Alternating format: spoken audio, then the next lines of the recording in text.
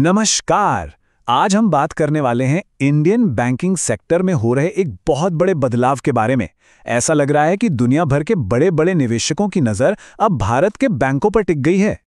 और ये कोई छोटा मोटा बदलाव नहीं है, बल्कि ग्लोबल पैसों की एक जबरदस्त लहर है जो सीधे भारत के बैंकों की तरफ आ रही है।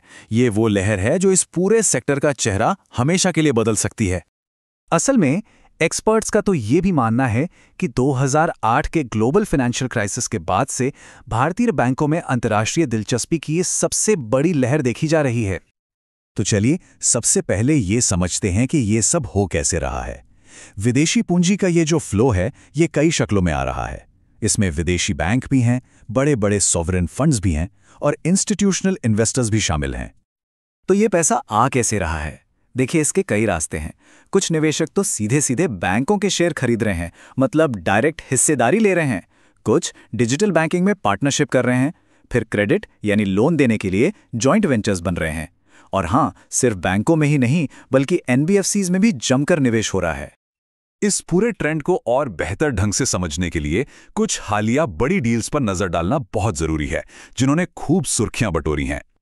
पहली और सबसे दिलचस्प डील है मिडिल ईस्ट से। हम बात कर रहे हैं एमिरेट्स एनबीडी और आरबीएल बैंक के बीच हुई एक बड़ी पार्टनरशिप की। तो हुआ यह है कि दुबई का जो सबसे बड़ा बैंक है एमिरेट्स एनबीडी, वो भारत के आरबीएल बैंक में करीब $600 मिलियन का निवेश करने जा रहा है।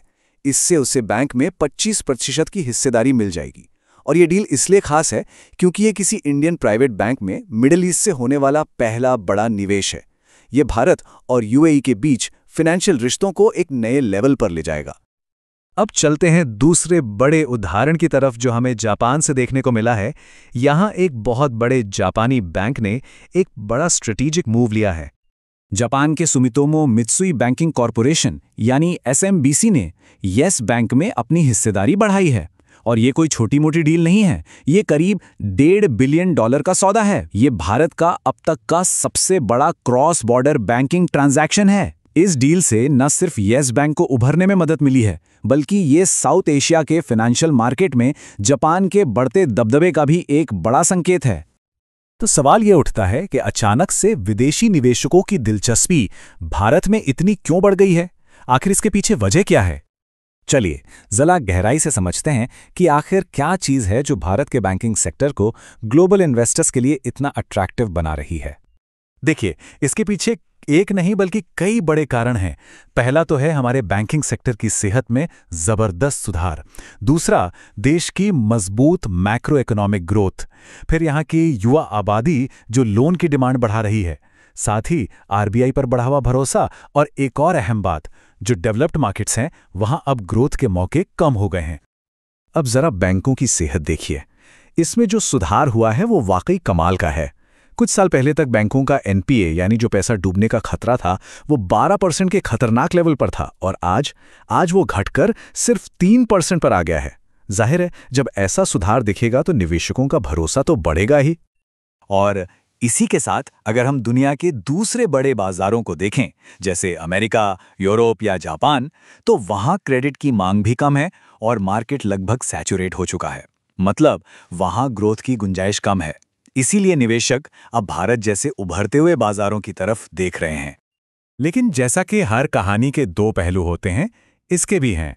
तो चलिए अब इस ट्रेंड के फायदों और इससे जुड़े जोखिमों दोनों पर एक नजर डालते हैं।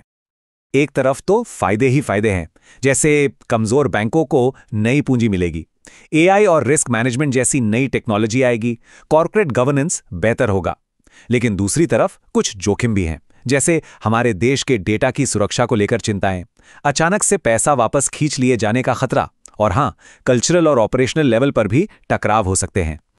तो अब सवाल यह है कि इस नई हकीकत से निपटने के लिए हमारे रेगुलेटर्स और सरकार क्या सोच रहे हैं, उनकी क्या प्लानिंग है? देखिए, रिजर्व बैंक ऑफ इंडिया को यहाँ एक बहुत ही बैलेंस्ड अप्रोच अपनानी होगी। उन्हें ऐसे साफ नियम बनाने होंगे जिससे सट्टेबाजी वाला हॉट मनी ना आए। जहां जरूरत हो वहां फॉरेन ओनरशिप पर कुछ लिमिट्स लगानी होंगी, और कोशिश ये करनी होगी कि बैंक पूरी तरह बिकने के बजाय टेक्नोलॉजी शेयरिंग जैसे अग्रीमेंट्स पर ज्यादा ध्यान दे। सरकार का भी एक लॉन्ग टर्म विजन है। वो सरकारी बैंकों में विदेशी निवेश की लिमिट को 20% से बढ़ाकर 49% करना चाहती है। मकसद यह है कि इस विदेशी पूंजी का इस्तेमाल करके सरकारी बैंकों को मॉडर्न बनाया जाए और बड़ा लक्ष्य यह है कि 2047 तक भारत के बैंक दुनिया के टॉप 10 बैंकों में शामिल हों और भारत साउथ एशिया का एक बड़ा फाइनेंशियल हब बने।